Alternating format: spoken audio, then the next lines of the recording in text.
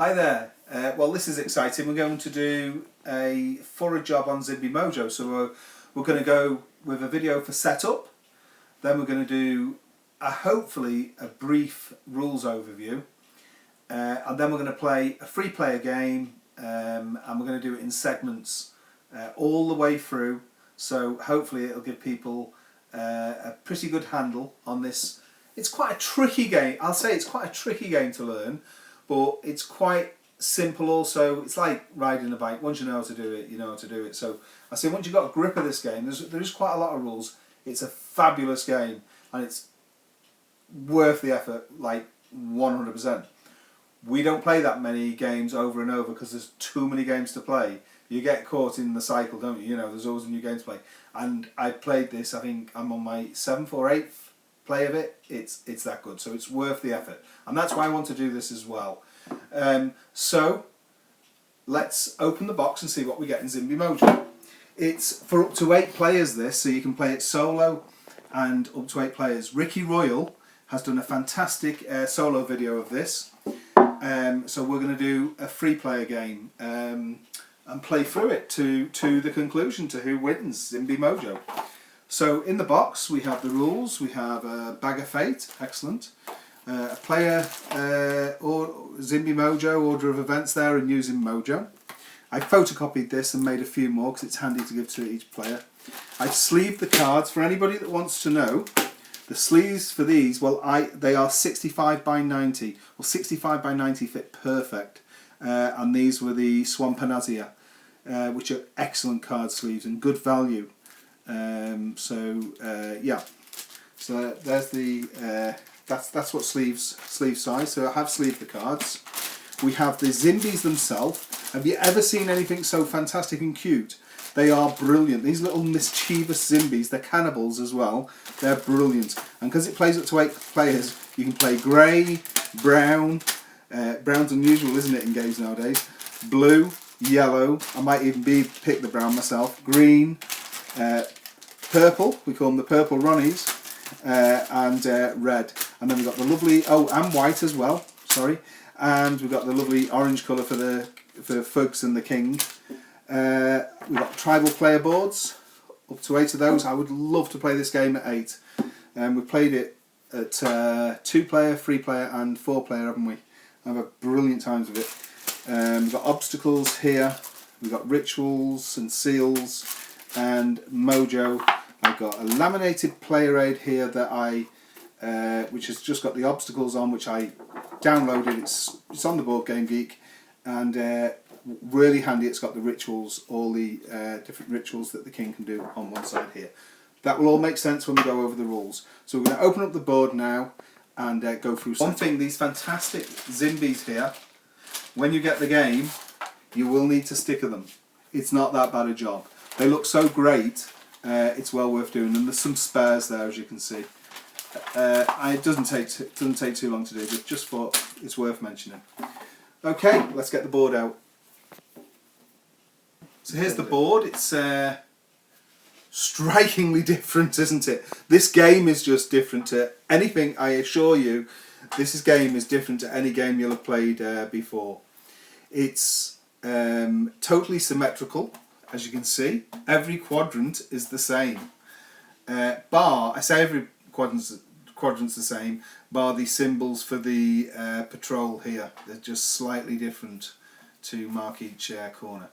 If we look at the board now, in the middle we have a blood mist.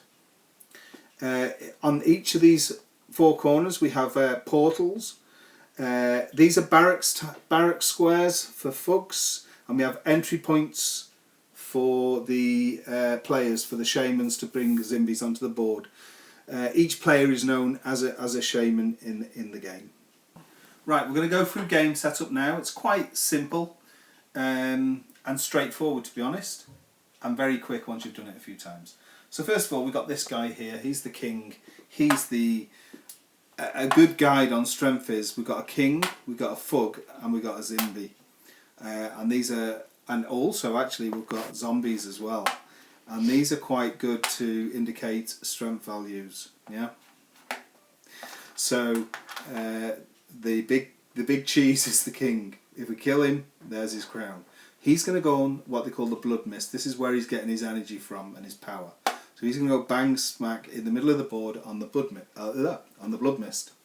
Now, also we're going to have some obstacles, which, to be honest, I would think are here to stop in an 8-player game or a larger player amount of to keep a barrier between players, Zimbies. So on the corners we have blood thickets. Now they have a side A. Whoops, better shown it that way.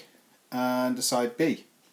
In the first refresh after the king is killed, it turns over to side B, and at the next refresh it disappears. So we put these on each corner,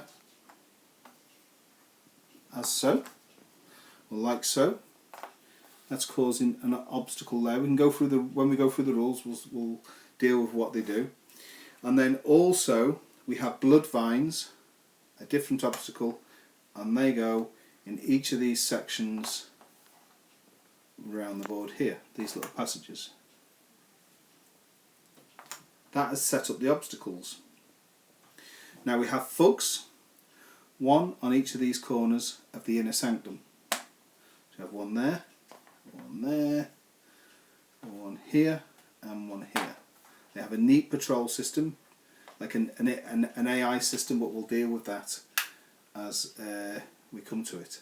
Now, often, certainly using portals to get Zimbies on the board, it will refer to, we need a 1, 2, 3, 4. So we're going to label them this way just for ease, 1, 2, 3, 4. I've done these handy counters that are going to help on the video.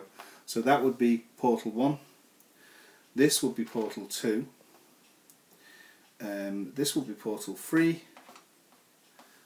And this one, obviously, portal 4. That's just for ease for the video, because I can understand why them numbers aren't there, because there is also, when you hit a portal, it's easier to say that the portal that you hit is, as you're going around the board, is portal 1 for gameplay purposes.